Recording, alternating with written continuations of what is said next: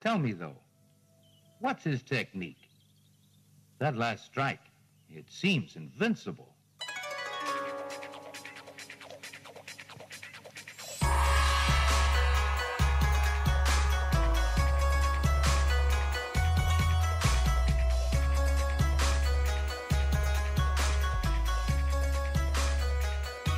Hello and welcome to Sons of the Dragon, the Immortal Iron Fist podcast. My name is Connor McKenna.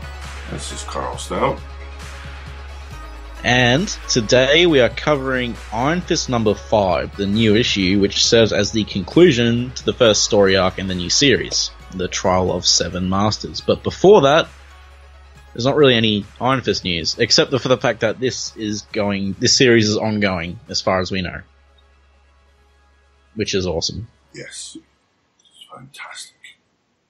Very pleased, because we were all afraid that it would just be this one story arc and then it would finish. But we have the same team with Shang-Chi coming in soon. So that'll be... Is this the Marvel Kung Fu Renaissance happening? I hope so. If it is, let it happen. Yeah, that'd be amazing. Get Shang-Chi books and we'll get Bob Diamond books. Bob Diamond Omnibus. Yes. You keep holding out for that, Connor. Yeah. Well, Iron Fist 5. Let's start with the cover, shall we? Which one? The normal one. I'm not aware of any variants this time. Oh, you silly, silly man. I think my local comic shop stopped doing variants for these. Oh, you need to find a new comic shop because you just missed the Jim Lee variant Iron Sabretooth cover. I'll look it up right now. That's Iron Fist Jim Lee variant. I actually ordered it online weeks ago. Oh. Is this how much? Is this the 25 one or the 100 one? Okay, yeah, that's pretty cool. I don't think they did a 100 one, so I think it's 1 in 25.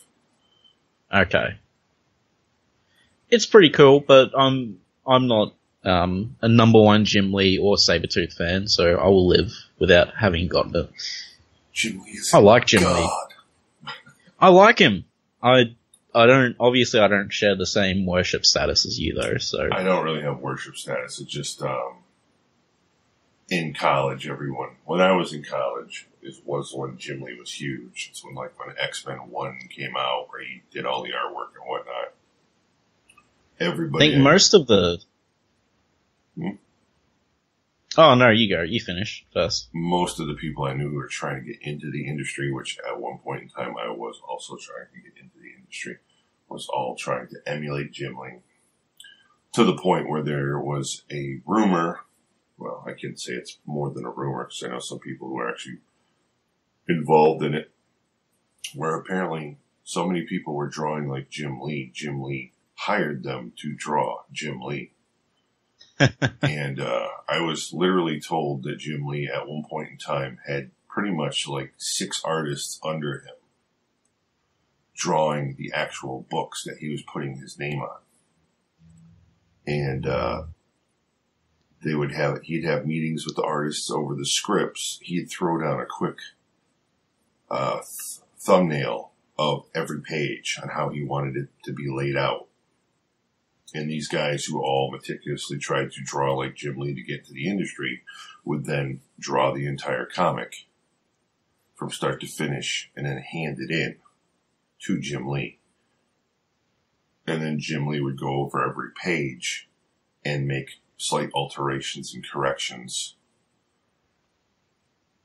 And then it would be shipped out to the printer. And Jim Lee was strictly, for the most part, 100% doing covers only. And having his crew, with his guidance, pound out the books. But of course, none of these people received any credit. Yeah. They would have gotten paid though, so there's that. Right, but obviously they weren't making the, he was still seeing a percentage. Yeah. See, there's my main exposure to Jim Lee's been through Superman, and before the New 52, he drew a really good Superman. I don't know if you've heard of the story arc for Tomorrow, but it's pretty infamous in the Superman fan circle for like horrible writing, but it's worth reading just because of Jim Lee's art, really. But I'll send you this. This was the I'll send you it on Skype. This is the official Superman 75th anniversary thing that Jim Lee did. And this is like the official logo for it, and it sucks. It's awful.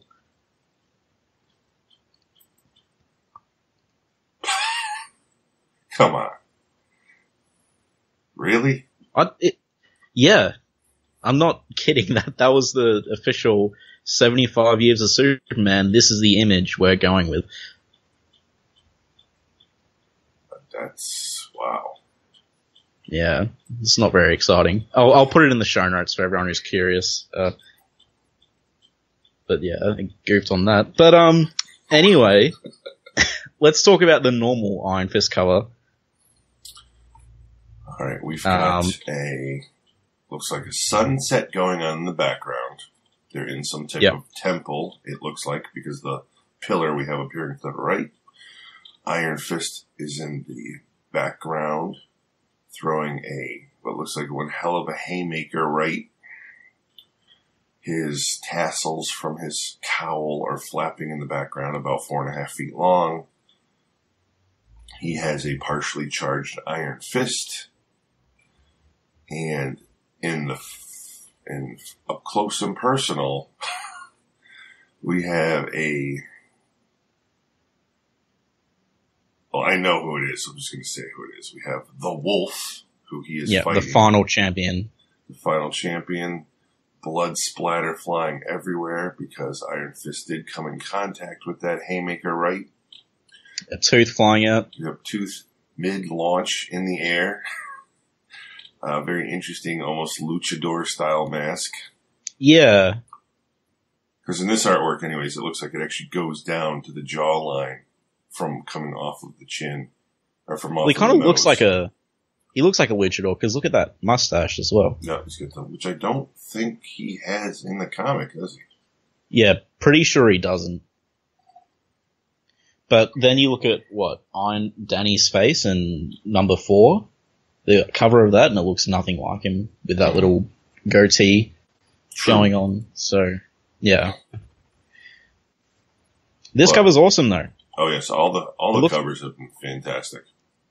It looks like they're on top of the council thing from the very small amount of building we can see, where the council meets, and in the background is this beautiful sort of landscape of all the forest on that island. Now, when Connor and I say all the covers have been fantastic, we are talking of the normal covers, because there's been a few variants that look like a 6-year-old drew them with a crayon.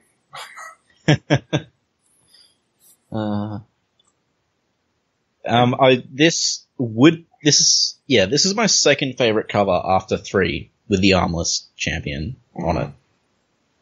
But there's no weird foot glitch in this one, I guess. Unless Carl's going to point it out to me. So you can never not see it. Yeah, pretty much. And then we go to page number 1, which has been the same page every single issue.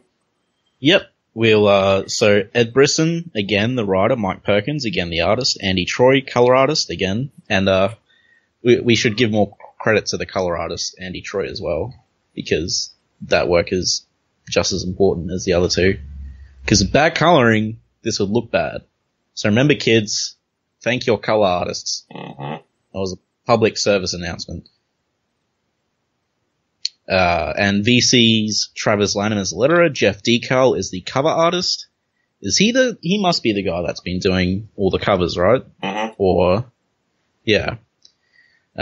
Jim Lee, Israel Silva, and Michael Kelleher, variant cover artists. Probably missed a name there. And all the others is all the editors and stuff, which I don't want to give credit to, so. Right, they really don't do anything. Except ruin everything. They ruin things. They don't, yeah. A case of I was gonna swear I was going to swear, but I just thought, oh man, I'm going to have to edit that out if I do it. Yeah. So I'm just going to bury it deep down inside. They'll be swearing later. Yeah. Should we read the recap? Yeah. Everyone realized what happened. Danny's been framed. He teamed up with the Rabbit Champion, sort of.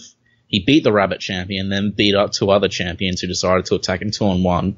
And he got super angry and pissed off with the whole situation, Hark being murdered, so he's headed off to the council.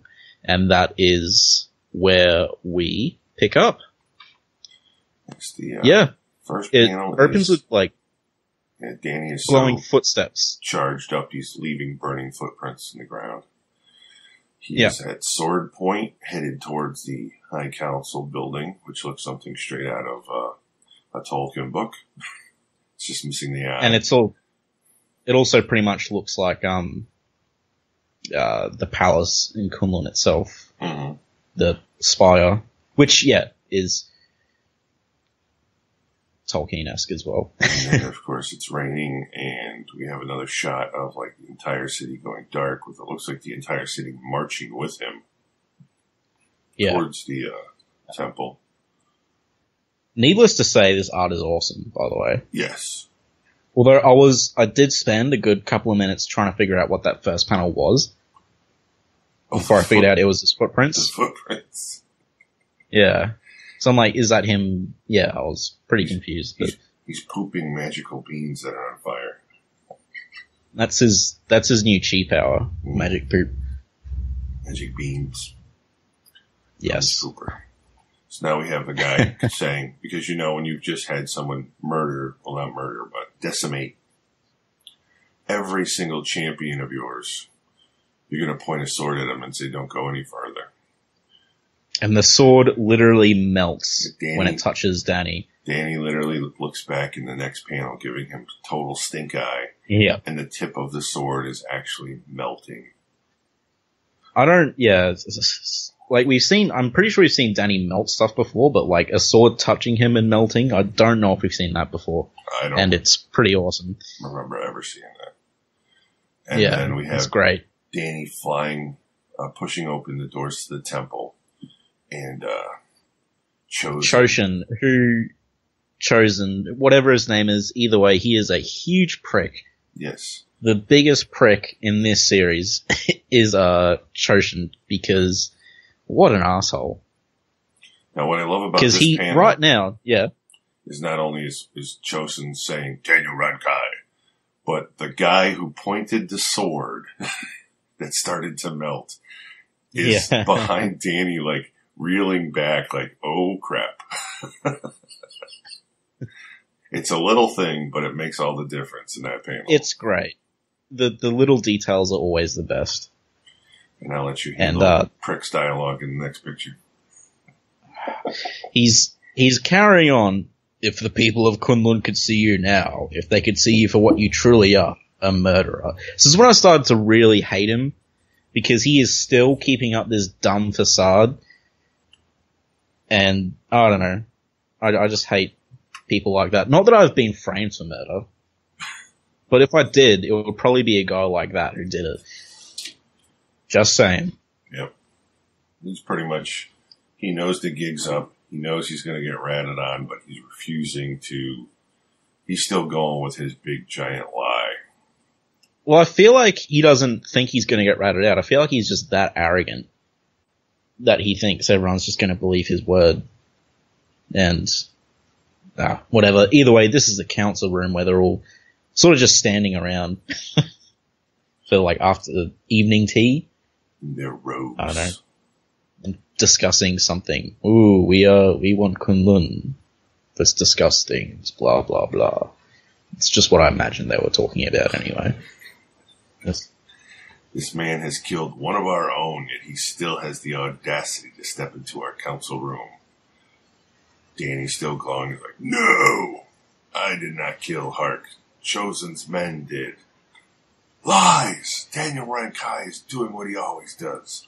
He's trying to divide us, weaken us.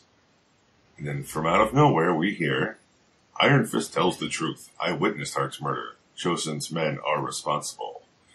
And there is the rabbit coming to the aid of Iron Fist once again. Yeah, I can't see glasses on him, though. Nope, no glasses. I can't remember if they broke. No, he was just using them to read. I think this is the only panel he's in, though, so... So he's obviously farsighted. Yeah. Doesn't he pop up at the end?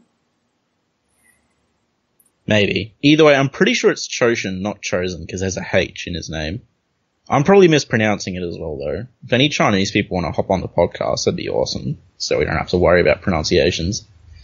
We can use you as our translator.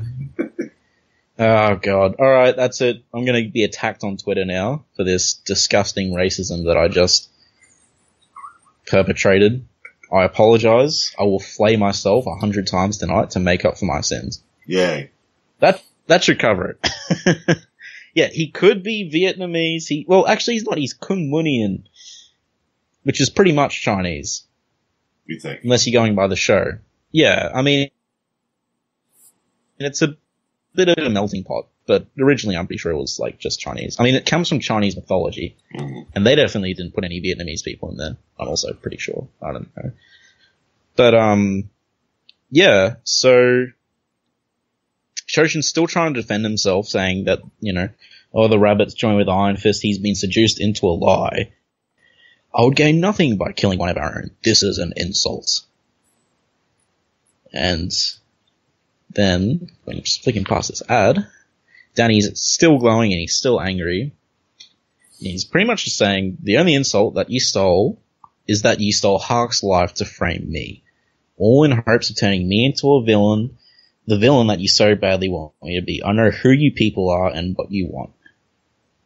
And he recaps their plan. Essentially, they lured him to the island in the hopes of stealing his chi to get back to Kun-Lun. I don't really know how that works, but there's some sort of plan there. Either way, they wanted to get into Kun-Lun, and his chi was the key, and they wanted to steal it from him. But it's gone awry because he's beaten up most of the champions. Then he breaks their table.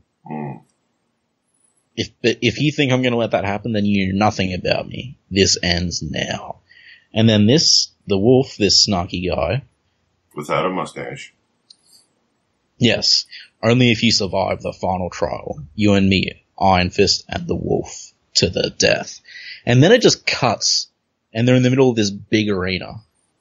There's no, 15 minutes later, or little captions saying, let's go fight now. They just cut to the arena.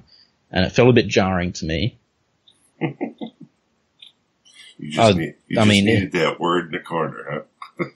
Well, I needed something. It just didn't flow for me. It just stuck out. Wonder.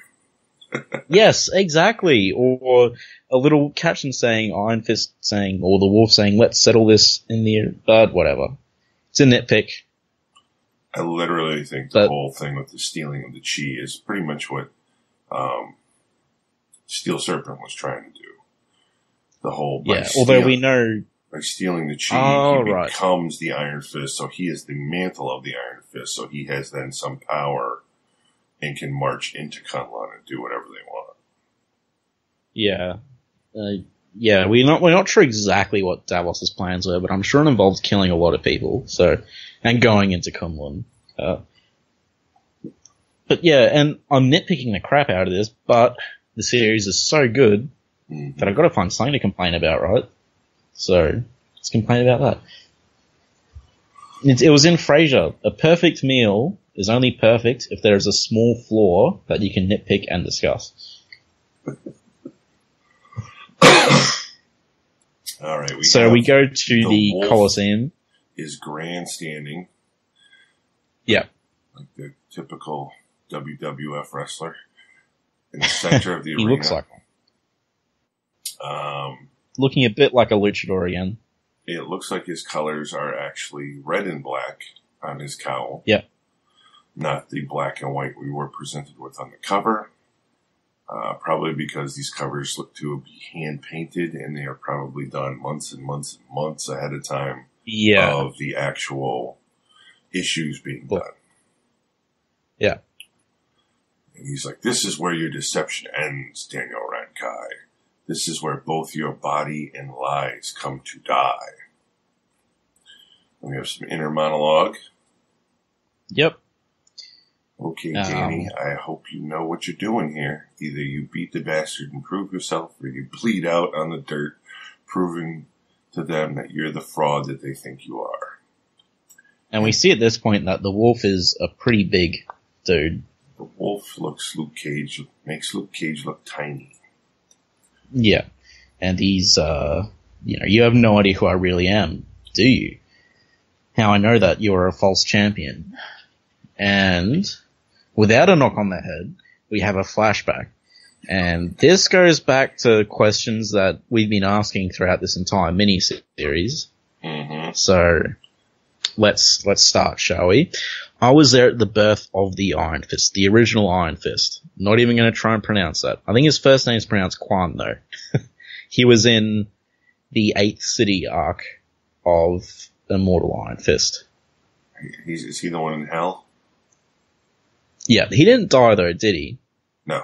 I'm pretty sure he's just in Kun-Lun jail or something. I don't know. You know what? While you recap this, I'm going to look that up because it's going to bug me for ages if I don't. Sure. Shou-Lao, or however you want to pronounce the dragon's name, had attacked Kun-Lun, and it had been decided that our champion should face the dragon to protect our people. Quan and I were the most skilled fighters in the village. We fought for many hours, pushing each other to their breaking points, and in the end, Quan won, if barely. Quan would go on to defeat Shou-Lao. As hoped, in victory, he plunged his hands into the dragon's heart and gained its chi, becoming the first in a long line of Iron Fists. I, however, was given a title as well. No longer was I just Shu-Hu. I was the One, the final challenge for those on a quest to become the Iron Fist. I was honored and destroyed many a dream, not to mention life, of those who were unworthy of the mantle of Iron Fist. And this picture shows him like over somebody's mangled body, busted teeth, with the Iron Fist brand on his chest like smoldering itself out. Yet my station meant that I was never able to claim the one thing I wanted for myself. It meant that I could never be the Iron Fist, no matter how often I proved myself worthy. Now, this is a very interesting panel because we have the female Iron Fist, whose name escaped me, the one who was the archer, grabbing onto the dragon. Oh, yeah, because it's on her leg, that's right. But the problem I have is not that her leg is in the wrong direction for where the brand winds up. My problem is, why are the council 15 feet away watching this? In what appears to be bleacher, the good seats. I don't know. Shouldn't this have happened on a mountain? Maybe times change. Who knows? I think that's just a little goof. But there's my nitpick. But it's not a major goof. Maybe they were there. But then the Outworlders came crashing into our lives, and everything changed. We have that plane crashing into Kun-Lun with that panel. So yeah, these panels are pretty cool. Of the one, like, killing the Iron Fists. Yeah. And stuff. Yeah, and, anyway, we'll finish this flashback before I go into. Our UT was seduced by their tales of the outside world. He wanted to experience it for himself, and so a deal was struck. I was expected to intentionally lose to the Outworlder's son, Orson Randall, so that he could become the next Iron Fist. I could not take part in corruption, so I left the city I loved, and UT replaced me with a robot that would not question. They would only obey. And from then on, he chose Iron Fist to serve his own purpose, no longer leaving it to fate. The mantle of the Iron Fist was never meant for Outworlders. It was meant for us, so we could protect ourselves against those who seek to bring us harm. Twice it has gone to an Outworlder. You and Orson Randall before you. Twice you left. You each went back to your own world to use our power, our knowledge, to fight your own battles, abandoning Kun-Lun at the earliest opportunity. Alright, so there is actually we'll finish this little section first, actually, before I go into this. So the Wolf continues by saying, as a result, Kun-Lun was left without its champion and now it lies in ruins. It is time for us to take back what is ours. Danny retorts, you're wrong, I made some crappy choices, I'll give you that, but I earned this power, I earned this title, and I will die to prove it. And then they go to fight. So let's go back to this flashback. So this confirms that, old Uncle Evil UT, it wasn't him who started the robot thing. It was the guy that we thought was like a pretty cool UT. Mm-hmm. But yeah, and obviously this lines up as to how the Wolf ended up being the first person on these islands as well. No, I was reading up. I could have sworn Uncle UT is that UT. Because remember, he is a No, mortal. he's not. No? Because the whole thing was, I can't remember how, but that UT died. And Wendell was the heir. But Wendell's half brother was super jealous and he did a bunch of bad stuff. And he made himself the UT, and that's why he kept trying to kill Danny. Oh, that's right, you're correct. Yeah. I mean, it is a bit, it is confusing, but. Because didn't him and Wendell actually train together? Yes. Although Wendell came in like when he was, I think, late teens or early 20s. But he saved, Shao Lao escaped somehow and he scared him off and, saved the UT and his son. So Wendell became the heir and, the brother was super angry about that, which is fair enough. We'll talk about that more when that comes up. But I was reading about the first Iron Fist, right? Mm-hmm. Just refreshing myself. And it brings up an interesting question because, so we all know he made, the 8th city was this realm full of demons and stuff. And it was a threat to all the other realms. So he made the ultimate sacrifice by going through to the other side and sealing it off. So none of them could get out. But they kept sending in political prisoners and stuff. Yeah. And that made the first Iron Fist super angry. So the whole 8th city thing was him trying to break out and attack Kun-Lun because it was just a corrupt, decadent place. And a lot of people seem to be having that problem with Kun-Lun as well. So, and the thing is, right, at the end of that, he did get out. And then he said he would negotiate things peacefully with Lei Kung, who was the new UT. Mm-hmm. And we never heard from him again. So there's the first Iron Fist running around somewhere, and we have no idea what happened there, where he is. There's also the 2 Iron Fists existing at once. This is worse than Danny being possessed by Agamotto. This is a pretty huge thread just to leave lying around. Technically, there's 3 Iron Fists running around right now. No, who's the third one? The girl. Oh, yeah, Pi. Oh, God, so many. 3. Although I think the idea was that the Iron Fists had to be close to each other to be weakened. So, but still. Well, because Danny didn't get weak until Orson came near him. I don't think it was ever said that he got weak. He wasn't able to tap into the full power. Well, that's what I meant. If Orson was tapping into it at the same time.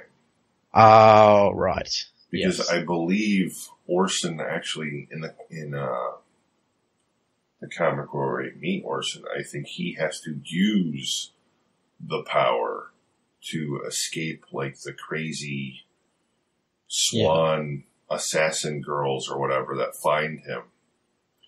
And I think in the issue when he uses his power to do whatever he does, either to fight the girls or to heal himself or whatever, I think Danny feels it. Like on the other side of the planet. Yeah.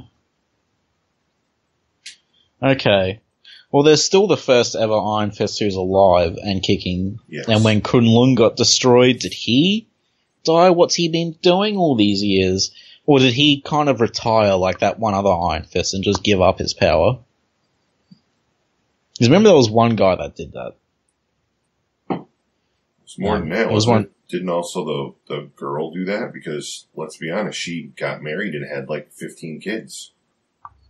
I assume she still had the power of the Iron Fist, though, that whole time. See, that's the problem with this, you left Kun-Lun thing, is because all these other Iron Fists left Kun-Lun as well. Yeah, and then were murdered at 33. Yeah, and it never explains why the Iron Fist left, unless it does, but it's been so long since I've read it. Anyway, we're going down a rabbit hole here. Let's just say there's a lot of questions that are still unanswered. Plot complications.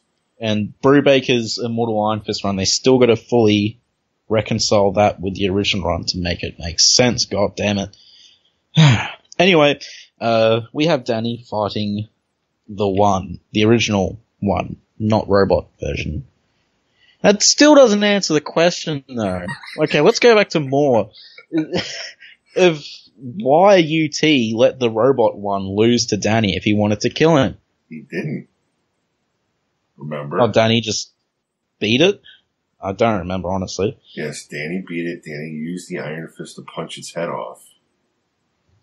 And then what did they do with the robot that caused the whole 12-issue miniseries? Oh, it was defunct, so they chucked it out. Right, but it wasn't. It still was working. And it put itself back together with bones and whatever it found at the bottom of that precipice. Okay, so UT got annoyed that Danny beat it. And he just, started to throw it, off a cliff. Just whatever, just put it in the Kun-Lun dump. But where Wendell's body is as well. We're kind of jumping the shark here on the storyline. We basically find out that, yes, UT was controlling the robot on who would win and who would lose. Obviously, when we found out earlier that the robot ripped one guy's arms off. Yeah. And who also makes a reappearance at the end of the issue. But this was not... We quickly find out here that this title was not handed to Danny. Yes. We do? Okay, well, let's keep going till we get to that part, because then you can tell me, because I must have missed that. They're fighting. You're killing me. Yes, they're fighting. What? So Danny attacks the One, or the Wolf, however we want to call it, with both fists charged, and his hands are just plucked out of the air by the One. Like a thief, you try to fight me with chi taken from this island. Yet another thing that is not yours. Danny yells, Arg! Now, you can't really see it because of the way that the panels are set up. But when the One/the Wolf charges his fists, they actually have claws. The flame produces claw appendages off of his hands.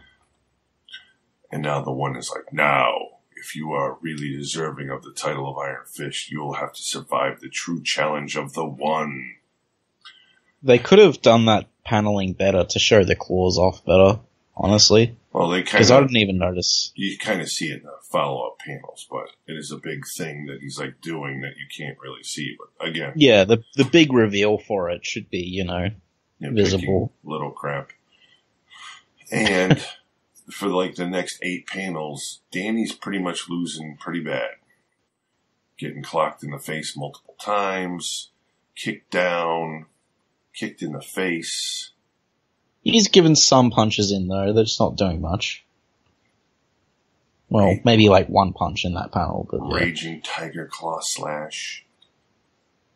And then he's got him by the throat. He's like, it's over, Red Kai. Yield, as he throws him to the ground. And Danny's like, never. There's blood actually splattered on the comic like it's on the TV screen that you're watching, which is kind of interesting. Yeah. 3D comics.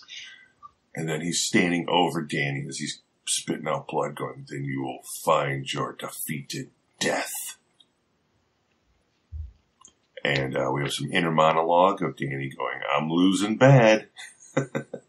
I'm going to die, and Kun-Lun will be without an Iron Fist.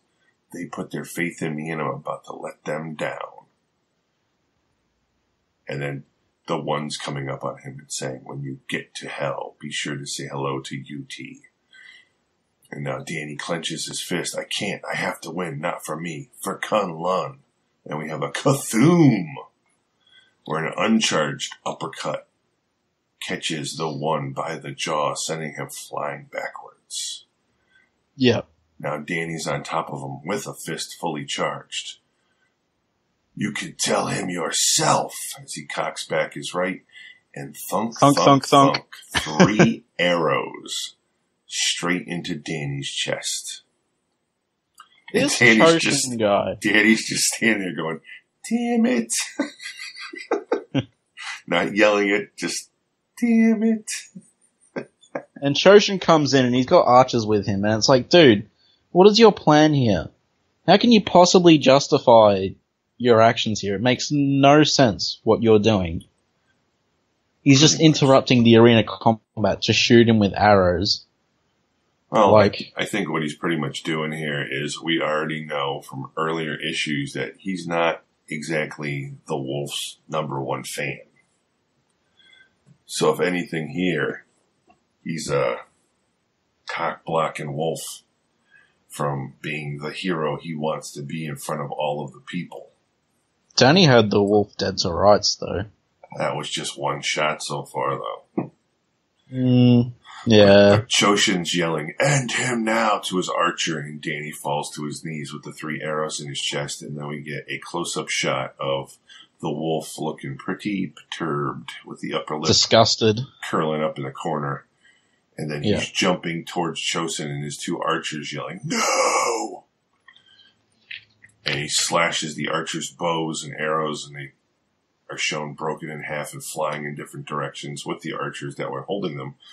And he's got Choshin pinned to the wall, and he's bringing down a tiger strike, going, I've been working towards this for more than a century, and you've tainted it. And Choshin, of course, got to talk his smack. This has been nothing more than an attempt for you to soothe your wounded ego. I brought the Outworlder here, put him in front of you, and still you failed. I did this for the people of Lushai, or Lushi, and put an end to the Iron Fist because of what had to be done. I did it because you could not. I really wish he died there, but he doesn't die. No. The Wolf says, take the traitor away after dropping him on the ground. Keep him locked in underguard until he can be tried for the murder of Hark. And he's like, you believe the Outworlder over one of your own? Outworlder! He doesn't say that last part, but I wish he said it. Take him away before I change my mind about killing him here and now. I mean, why not kill him? Whatever. I mean, he should have killed him. Yeah, Danny would have been satisfying. As Danny is pulling the arrows from his chest, making a disgusting shrork noise, he says, I won't let you. Yeah, I don't know what he's saying there. About killing Choshin. Oh, Danny, not up, will you? God. And now the Wolf is standing over him, saying, I refuse to take advantage of you in this state. We shall resume the battle when you have rested and healed. And Danny's like, no. Yep, I am the Iron Fist champion of Kun-Lun, and I will lay down my life to protect my home. Very well. The end result will be the same regardless, as he's throwing a right, and Danny just catches it. Yeah. Look of surprise and on the Wolf's eyes. On the Wolf's mask. Like, who knows, like, how that works. It's a symbiote thing, maybe, again. Maybe they gotta make that. Whatever, it's too late. Venom ruined everything. Would you erase Venom from existence if it made Danny's costume a symbiote? No, because I enjoy the Venom character too much, and I've been there since the beginning in Secret Wars. Yeah, fair enough. I wouldn't either, because I like Black Costume Spider-Man. Even though that's long gone. Well, as long as we're not discussing the one in Spider-Man 3. Yeah, I mean, it was I mean, he was good in the black costume until he just started dancing. That was really bizarre. But it was so bizarre that it was entertaining for me. Mm-hmm. Like, that movie gets a lot of flack, but I mean, it is nowhere near as good as the first two. Number but two it's is still the entertaining. best. The Tobey Maguire It's still Spider-Man's 2 is my favorite. Yeah. I mean, it's still watchable, it's still entertaining, it's still better than the Andrew Garfield ones. Yes. I can't speak on the Homecoming because I haven't seen that.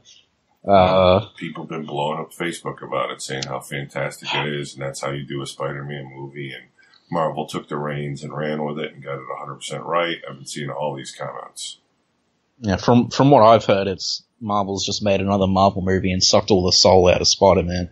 But I guess, I'll judge for myself when I see it. I will see it for Michael Keaton, so. I think with Michael Keaton. Yeah, he's in it. He's a Vulture. Is he now?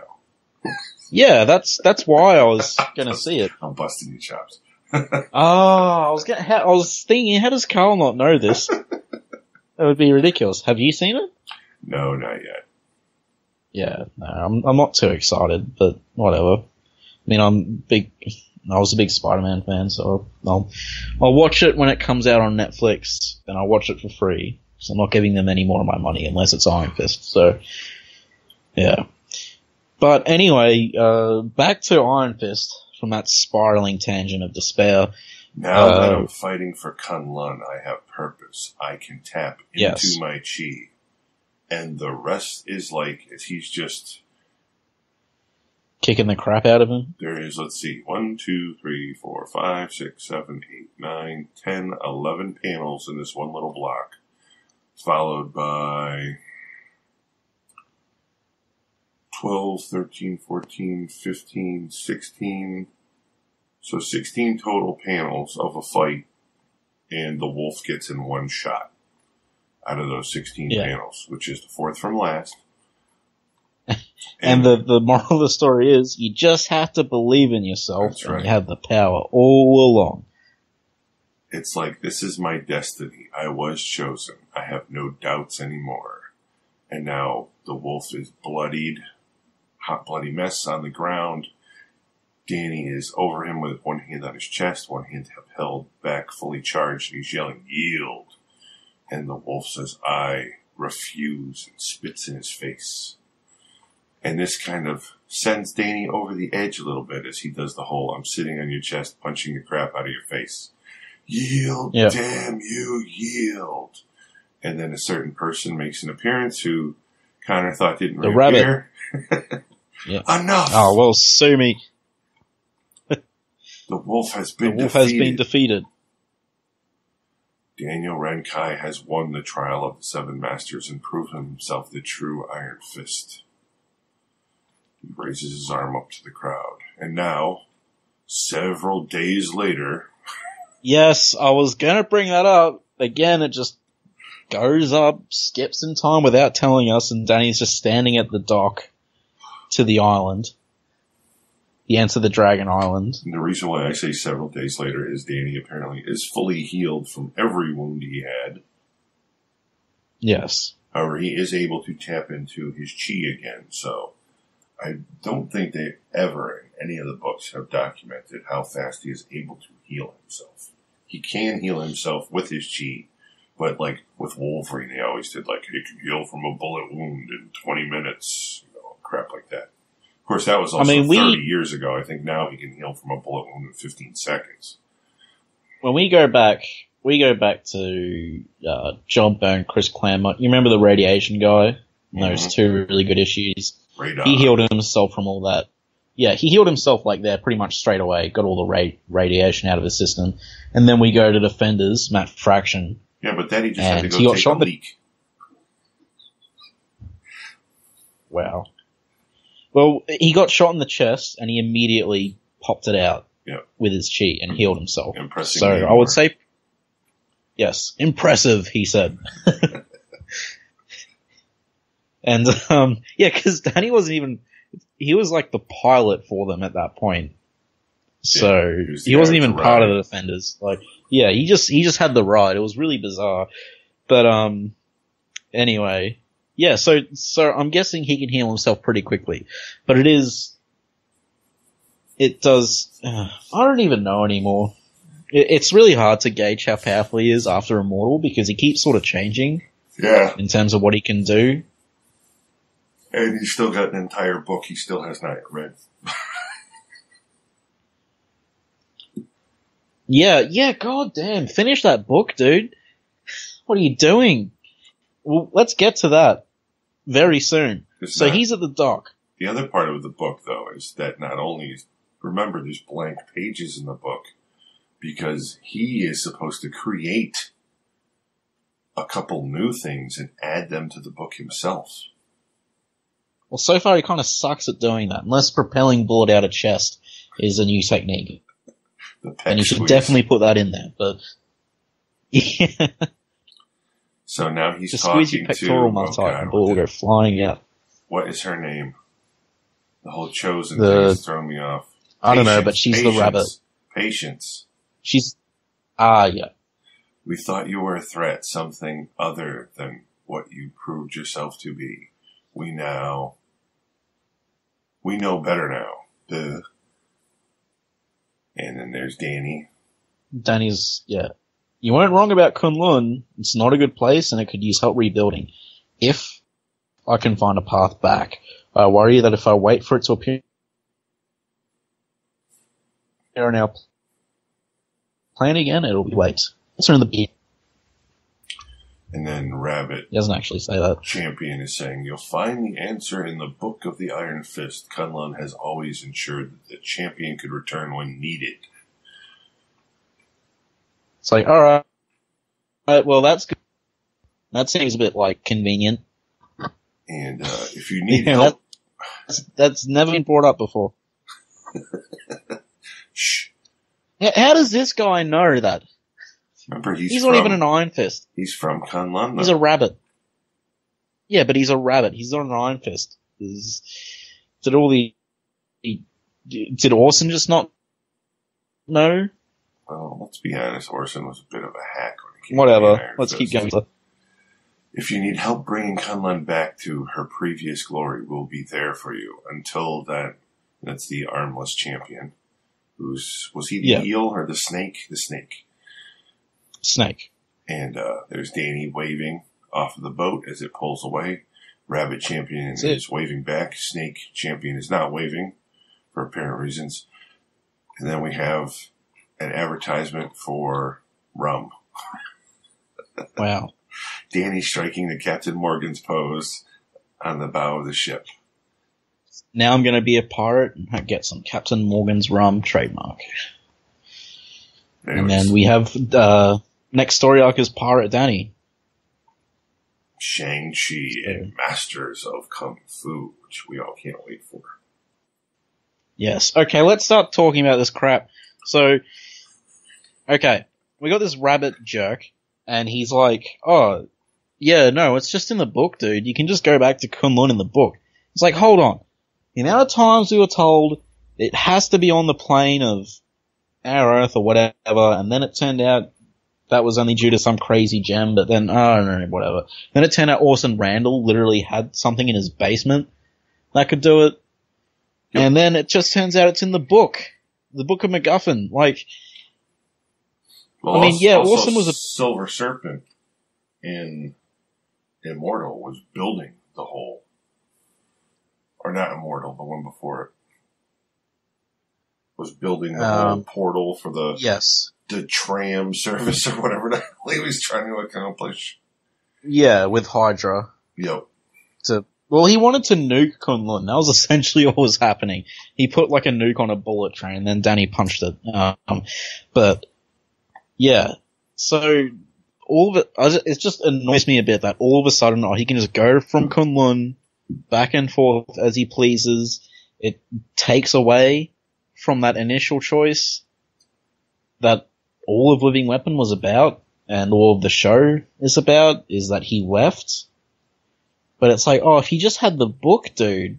And why didn't he have Orson had the book, that's right. But still, just the fact that it's in the book, I don't know. I don't think he should be able to go back and forth between Kun-Lun. But it would fix some problems with why the other Iron Fist left and didn't get called jerks for it.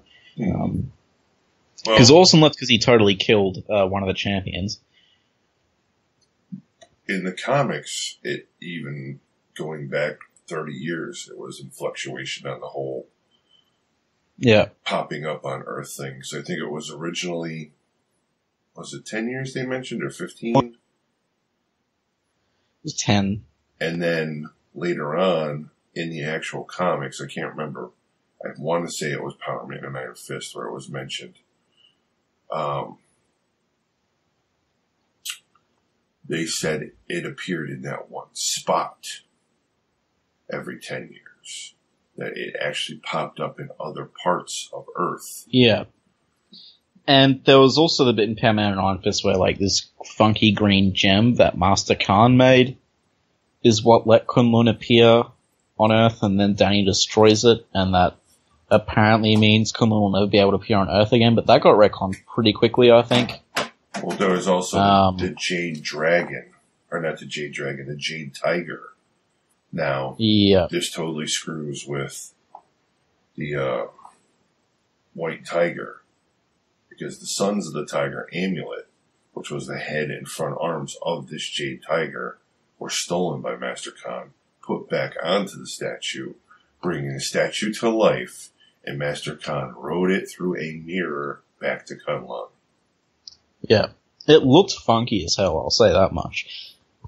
But this is the thing, with the whole Kun-Lun chronology, you're honestly better off skipping any Kun-Lun stuff in Power Man and Iron Fist, because it just contradicts anything else, and the stuff in it pretty much never gets referenced again. Except about Danny's dad, I guess, but everything else is like, you can just skip it. Immortal will tell you about Danny's dad. It just really convolutes things with the whole gem thing, and they keep changing it back and forth. And like with Power Man and Iron Fist, God, whenever they change writers, it's like the next writer completely forgot everything that came before them. And anyway, we're not covering Power Man and Iron Fist right now. We're covering this. This is really good. Yes, excellent issue. Now I do have to bring up something in the letter page. Yep. Which I found humorous, because I am a Danzig fan, the singer. Yep. Now, not so much his newer stuff, which, unfortunately, I have to say, his audio track is just drowned out by bad guitar playing in his last few albums. Hate me for that if you want, but the older stuff is better. A writer brings up the fact that Danny takes out the rabbit with a Northside King's haymaker. That is what is said on the page. And he said, did you really just reference Danzig getting knocked out? There's a video on YouTube of it. And I wouldn't say knocked out. I would say knocked down, because he pops right back up, and Glenn Danzig is a small man.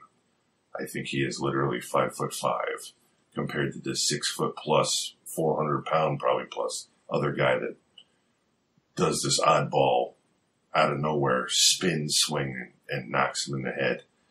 Getting knocked out over 10 years ago by the singer from the Northside Kings.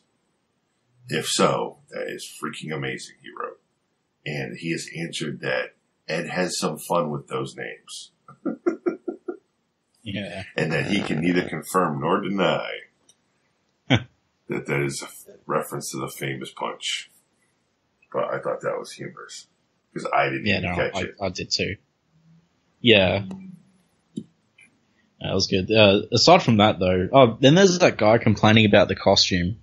Yeah. And I'm like, dude, it's Game of Death. Jeez, man. If Rebecca was here, she wouldn't complain about the costume, so. You also mentioned earlier, because you'll like wait and see, that this issue proves that Danny like didn't have the one rigged against him. It wasn't handed to him. Well, where was that proof? The proof is he housed the one, the real the one. Oh, well, yeah, no, I know that. I thought you meant like the proof that the robot specifically wasn't. But we knew that from Living Weapon if they got annoyed and decided to throw him in the dump because he didn't kill Danny. Right. Which I think is funny. But, yeah. It's like, because I've been reading through Perman and Iron Fist, and I'm waiting for the next trade to come out. And it's like, I want to read, like, Living Weapon and stuff, but I'm kind of going through an order, so it's all over the place, but yeah. But no, this was an awesome, series. I think this issue, I hate to say it, but it might be the weakest outside of the first issue, just because it felt really disjointed in parts. It was disjointed in parts, but I think the whole reveal that he is the one. Definitely. Like, there was payoff there, and it made sense, because we were asking questions like, who is the wolf? And they gave us the answer, and we're like, wow, that's not a cop-out. Nope. It makes sense, and it fixes a lot of, like, backstory stuff, and I'm very pleased with the plot reveal and where the plot went in this. Plus the fact that we're supposed to believe, like, 4,000 years ago they had a robot that was fighting people. This just makes more sense that there was an actual, Yeah, and they got the technology from Orson? Or maybe they didn't, but they got the idea because they wanted, not Orson, sorry, his dad, because they wanted Orson to win. That being said, I still think Orson would have been worthy regardless, because from what we've seen of him, he is extremely capable, so. I just think it's odd that you fight the dragon. Yes. To get the Iron Fist, and then you have to fight the one to decide if you keep it or not. Like, why is some 7-foot angry dude? So the real challenge is actually the one, not the dragon itself, which just makes Silver Serpent seem like even more of a puss because he couldn't even do that. It's like, why is the 7-foot angry dude tougher than, like, the 10-foot scary dragon? It's a dragon. It's like, it is, yeah. I mean, that's an issue that's been there since the first 2 issues, though, if you think about it, because the dragon reveal wasn't in the first issue, it was in the second issue. Mm-hmm. So it's kind of been this weird thing where it's like, well, you think the robot would be first, and then it would be the dragon. Yes. Well, the one, which the robot or the person, whatever, still, it's weird. Like, you'd feel pretty bad, right, if you beat up a dragon, and then you just get killed by the one.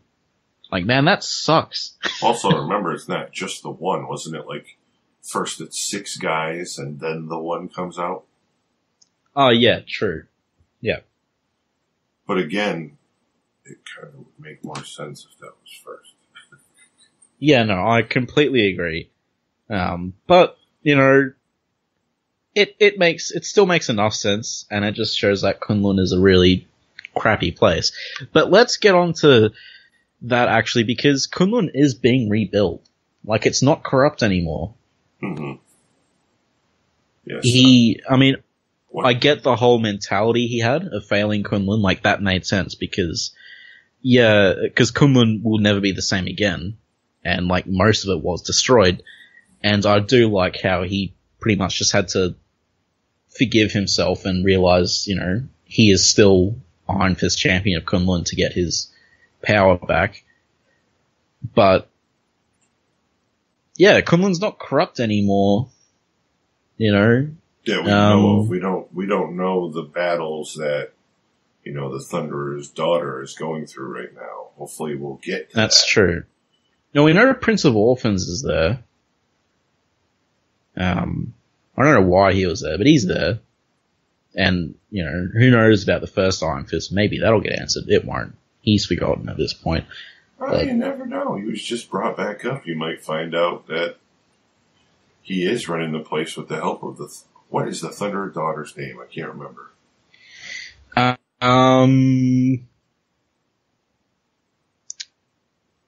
can't remember either.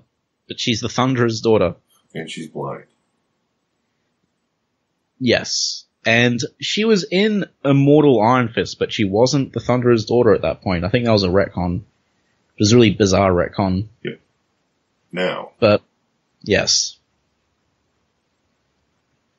Danny is no longer with Misty. It doesn't. Oh, who cares? Well, what I'm getting to here.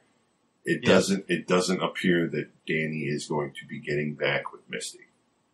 Especially now that she has literally been with the Falcon for, I think, a couple of years now. This now leaves two women in Iron Fist's life. The Thunderer's daughter, which they had a thing, and Mr. Meacham's illegitimate daughter, who they had at least a one-night stand, that we are introduced to her in the last miniseries. And Joy, although she hasn't been around for ages, but I wouldn't be surprised she popped up because of the Netflix show. My question is he going to hook up with either of these two? Not that he needs to hook up with any of them. But you know how Marvel loves to do that, to sell books to, which they think female fans, but most female fans I know really don't care. I mean, if this book's anything to go by, if this first arc is anything to go by, I don't think we're getting romance anytime soon. Well, my whole thing is with Iron Fists. I feel like it will come up in that. Yeah, we have him training Kai, and I'm waiting for a family dynamic to be retconned into the storyline to help train this little girl. I want Joy to pop up with the illegitimate daughter as well, though, because she seems too much like Joy for me. Mm-hmm.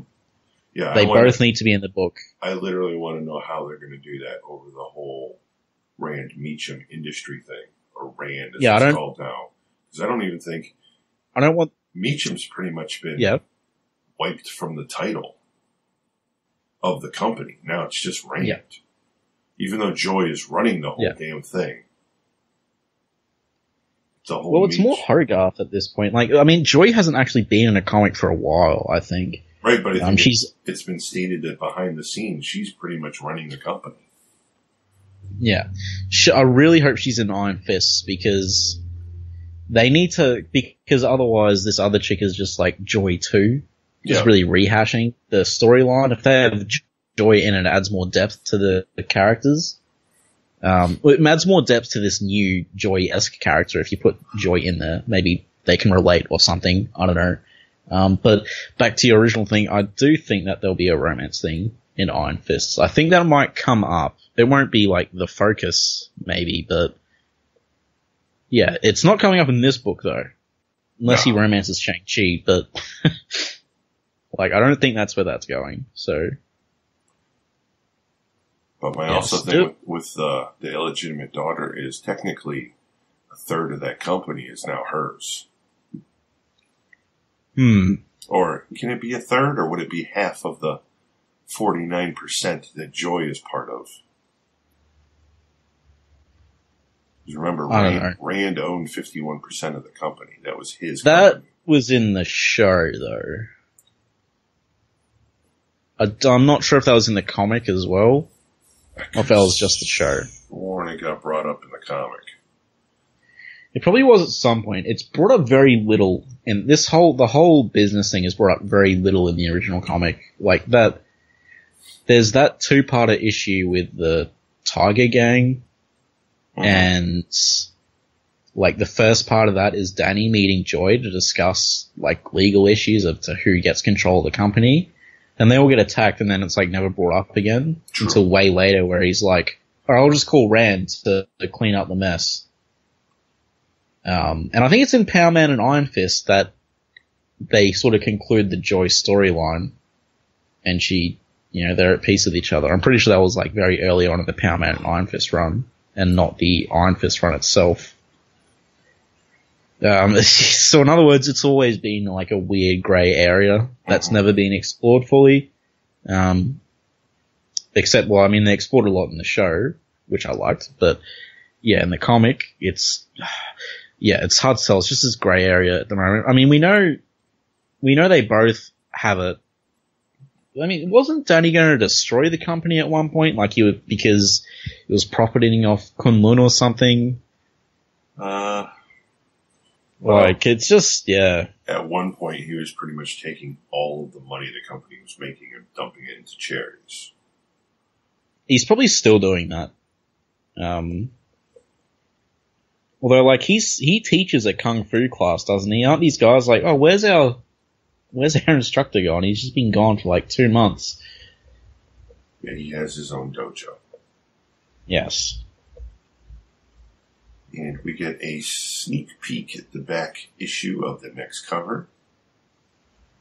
The Masters of Kung Fu. And this painter does love putting facial hair on people. Even Shang-Chi is sporting a mustache. You can't say that they are rockin' moustaches, though. Like, they are awesome mustaches. Danny's back with the full goatee. Shang-Chi with a suave mustache. And the logo, the 90s skateboard logo, which Karl hates, that's not green anymore, that's red. So, it's different. So exciting. A swan and a flower in what appears to be like, I don't know if that's supposed to be a rice paddy or field or just some water. Karl, we're ruining it for everyone. They won't listen to our next episode now if we spoil the cover. Yeah. Fine. Well, the next episode on this issue. Fine, we'll discuss it then. So, do we know when Iron Fist is coming out yet? Fists, it's still up in the air. We don't have a date, and it has not been announced in Previews magazine yet, and Previews is 3 months ahead.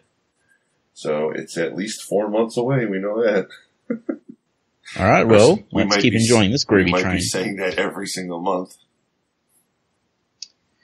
And, well, yes, do you have anything else to add? Or are we... No, I think we're good. Alright, well, next time, hopefully we'll be able to... I know we've been spread out with recording. We've only really recorded once these have come out, but hopefully next week we will have an episode up about the 2-in-1 Thing series where Iron Fist guest stars. Mm-hmm. So we'll be covering that issue next outside of these issues. So that will be fun. Until then, believe in yourself so you can focus on your chi. Yeah, seriously, just try it. Because I did that this morning and my hand lit up like a skeleton x-ray thing. So, yeah. I can't get it to happen again. But whatever. See you guys later. Have fun. Peace. May your fists do stuff. Yeah, peace. Later. Iron Fist and all other characters in these comics are properties of Marvel and Disney. Any music or images we use belong to their respective copyright holders. We do this for fun, so please don't sue us. You can contact us at sonsofthedragonpodcast@gmail.com. Just send us mail, comments, thoughts, anything you want really. It doesn't even have to be related to Iron Fist. If you don't want it read on the air though, make sure you mention that. You can also find us on Facebook, the Immortal Iron Fist Podcast, Sons of the Dragon. Our Twitter, at Iron Fist Podcast. Our Soundcloud, soundcloud.com/Sons of the Dragon. Hyphens where the spaces are. Our YouTube, Connor and Karl. Just search Iron Fist Podcast and you'll find us real quick. We are also on iTunes. If you find us there, give us a review and rate us. If it's less than 5 stars, please say why so we can improve the show. And we're on Podcast Garden in the literature section. And last but not least, head over to our WordPress, Sons of the Dragon, the Immortal Iron Fist Podcast.wordpress.com. That's where I put all the show notes. And I would like to thank Thomas Tissot for letting us use his Iron Fist theme song for the start of our show. And finally, thanks to you guys for listening.